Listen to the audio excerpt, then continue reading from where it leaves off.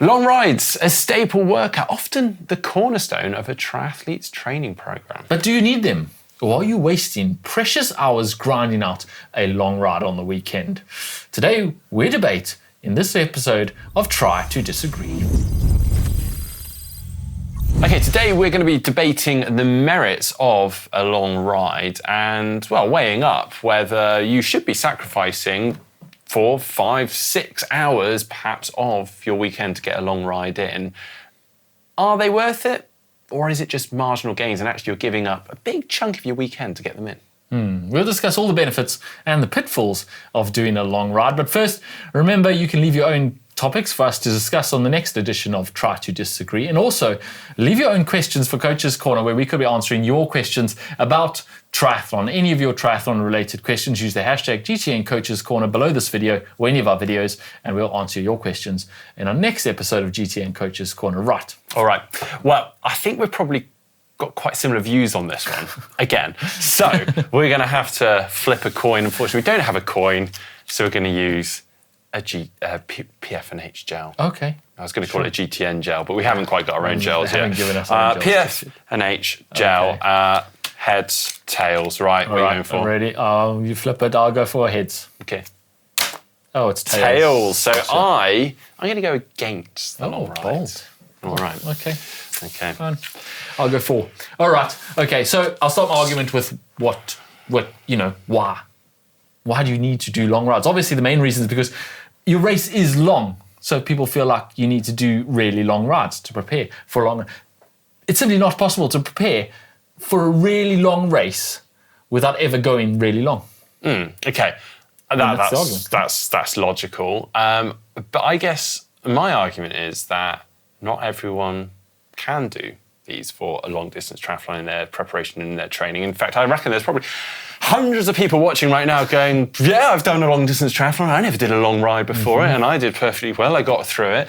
And I guess this is the whole crux of the argument today. You definitely can race long without actually ever doing any long rides, but should you? Would you actually race better if you did get a weekly long ride in, for instance? And my answer to this is no. I don't think you need to necessarily. If your program is well constructed, well planned, you can be as well prepared, or maybe even better prepared, without ever sacrificing a Saturday or Sunday from your weekend, less time with your family, and various other things like that. Well, my main argument against that would be you can't really simulate the effects of fatigue without actually getting into that fatigued state. You need to go long so that you can get long enough that you're in the fatigued state so that you're training for the fatigue state. And there are physiological things that happen only when you get to fatigue state. For example, muscle fiber recruitment.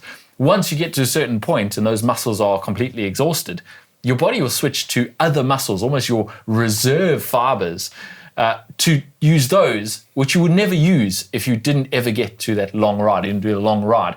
And therefore, they would never be trained, and therefore they won't be there to rely on on race day when you start getting tired. Similarly, with capillary density, for example, when you recruit those additional muscle fibers, your body has to provide oxygen to them, so the capillary density to those muscle fibers increases, so you get better capillary density to all your muscles, but you only get that at the back end of a long ride when you're already in a fatigued state. So you need to get to that fatigued state, and you do that. Yeah, and I'm not going to argue with you on that one, because I do agree that there are endurance gains from doing long rides. I think my biggest argument here is I believe you still can get some of the main performance gains from doing shorter rides. And kind of one of the big bonuses of not necessarily ever doing these long rides or regularly having to do them is that you can actually perform your training better. So, for instance, we could actually still get this sort of fatigued state through doing 3 rides, day to day, back to back. And by that third day, you're probably still going to feel the similar fatigues that you'll feel in the latter stages of a long ride. But the big difference is you've been able to do them well fueled, you're recovering nicely in between, hitting other training really well, and you're getting some really good quality from each of those individual rides. Yeah, I see your point. And yeah, mental focus, keeping that mental focus, being able to push harder at the end of your session which you can't necessarily do. It's really hard to do in the back of a 4, 5, 6 hour raid to still concentrate on the task at hand. That is difficult. But that is also something you need to train.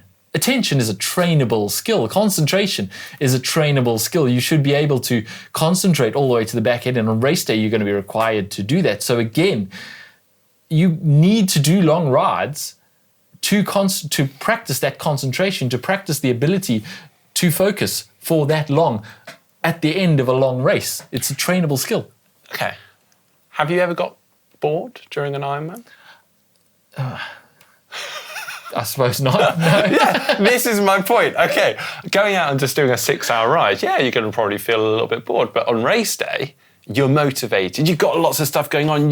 There's so much adrenaline pumping around. You're just so focused. I mean, it's incredible how focused we can be on race day. I just don't think this need for concentration at the end of a long ride is necessary. And besides, most people are fitting all of this in around busy life schedules. And obviously you're going to be far less mentally and physically drained from a short or medium length ride as opposed to a long ride. And look, we've all had to do it. You're coming in from training and then you're heading straight out to a family barbecue and various things.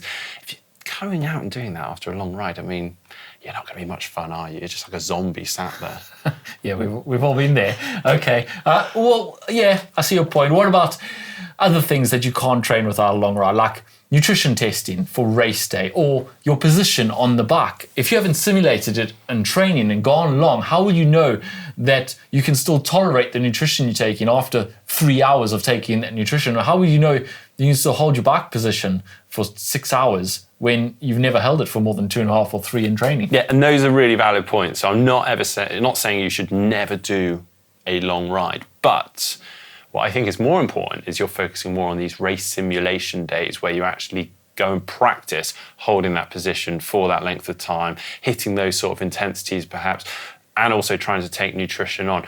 What I'd actually say is actually heading out and do these long rides every weekend and saying, yeah, I'm so well prepared for this upcoming Ironman because I regularly go out and ride 5-6 hours.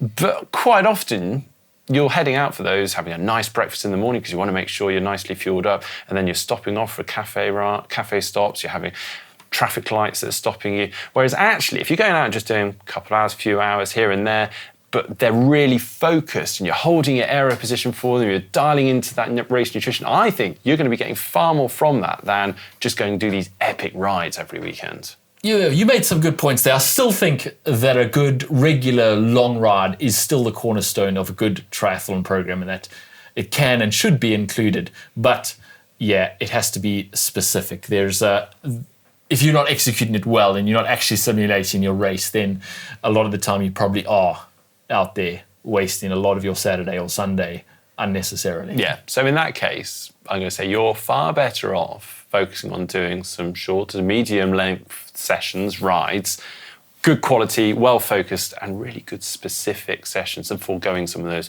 really arduous long rides just to say you've done them. But not completely foregoing them, still advocating 1 or 2 race simulation test long rides where you actually simulate nutrition and staying in your position and pacing, etc. Yeah, I would agree. It just, maybe we don't need to be saying every weekend you're going to be out all day, Saturday and Sunday, and potentially missing time with your family, so you're going to have a happier life as a result. Yeah, okay. One more question then. What about the epic, super long, 200, 300 kilometre, 8-9 hours out occasionally?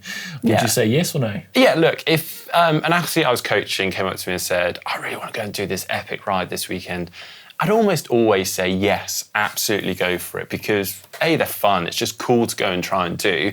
It's going to be super motivating to accomplish that. Would I ever go and plan it for someone saying this is really specific and this is going to get you to your Ironman goal as best? No, I'm not going to do that because it isn't, but I do understand the freedom and fun of that, and as I said, just that motivation from it. And this is a good fitness boost, I think, to do that occasionally. I think, you have to almost schedule something epic like that as almost a B race in your program, where you have enough recovery afterwards so that you can absorb what you've put your body through, and you can actually get the benefit out of it without completely flattening yourself. But yeah, they're quite motivating to go out and do something epic occasionally. All right, well, yes, we agree. I I think we have agreed you don't have to do a long ride every single weekend, 5-6 hours to call yourself an Ironman. You can definitely get through an Ironman. I wish someone told me this when I was starting out in triathlon. Well, yeah, but were you doing it because you absolutely have to, or were you doing it because you actually just liked